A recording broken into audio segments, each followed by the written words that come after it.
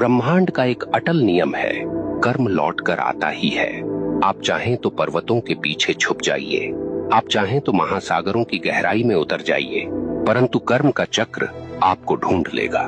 क्योंकि यह संसार किसी राजा के कानून से नहीं चलता, यह चलता है ब्रह्मांड के न्याय से। और ब्रह्मांड का न्याय कैसा है? निर्दयी, निष्पक्ष और बिल्कुल सटीक। यह न तो रिश्वत लेता है, न पक्षपात करता है। जिसने जैसा बोया है वैसे ही काटना है। अक्सर लोग पूछते हैं, अगर कर्म इतना ही शक्तिशाली है तो क्या प्रार्थना, तपस्या या दान इसे बदल सकते हैं? सुनिए, प्रार्थना से आपका हृदय शुद्ध हो सकता है, तपस्या से आपका मन स्थिर हो सकता है, दान से आपके कर्मों में प्रकाश जुड़ सकता है, परंतु जो किया है उसका फल भुगते बिना कोई विकल्प नहीं।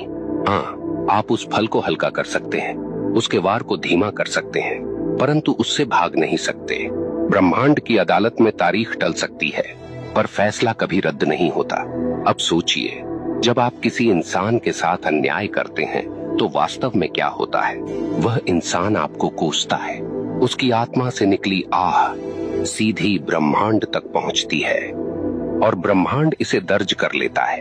अब वह आह आपके जीवन की राहों पर कांटे बनकर बिछती है। कभी वह आपके काम बिगाड़ देती है, कभी वह आपके घर में कलह भर देती है, कभी वह आपके मन को बेचैन कर देती है। और आप सोचते हैं ये सब क्यों हो रहा है, पर आपको याद नहीं रहता कि आपने किसी और की राह काटी थी। आप भूल गए, पर ब्रह्मांड ने नहीं भुलाया। यहाँ एक बात और समझ लीजिए, कर्म केवल नकारात्मक नहीं होता। जैसे बुरा कर्म लौटता है, वैसे ही अच्छा कर्म भी लौटता है। कभी किसी को सच्चे दिल से सहारा दिया तो वह सहारा एक दिन आपके लिए दीवार बनकर खड़ा हो जाएगा। कभी किसी का दिल सच्चे भाव से खुश किया तो वह खुशी आपके जीवन में रोशनी बनकर लौटेगी। ब्रह्मांड का यह न्याय इतना गहन है कि वह एक छोटी सी मुस्कान को भी व्यर्थ नहीं जाने देता, और न ही एक छोटे से अपमान को। यहाँ मैं आपको एक कठोर सत्य बताना चाहता हूँ, आपका कर्म केवल आपकी वर्तमान जिंदगी को प्रभावित नहीं करता, यह आपके अगले जन्म तक जाता है। हाँ, जो कर्म आपने अधूरे छोड़े हैं, जो गलतियां आपने स्वीकार नहीं की, जो दोष आपने ढोए पर सुधारे नहीं, वे सब अगले जीवन में भी साथ चलते हैं। इसलिए कहा गया है, मनुष्य अपने कर्मों का वारिस है।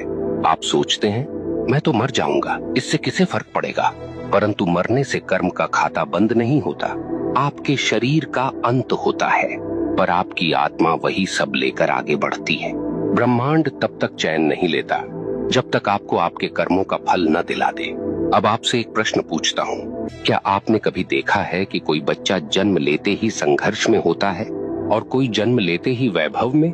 क्या आपने कभी सोचा है क्यों कोई अपंग पैदा होता है और क्यों कोई जन्म से ही स्वस्थ और बलवान? क्यों कोई भूख में जन्म लेता है और क्यों कोई सोने की थाली लेकर? यह सब संयोग नहीं, यह सब कर्म का लेखा है।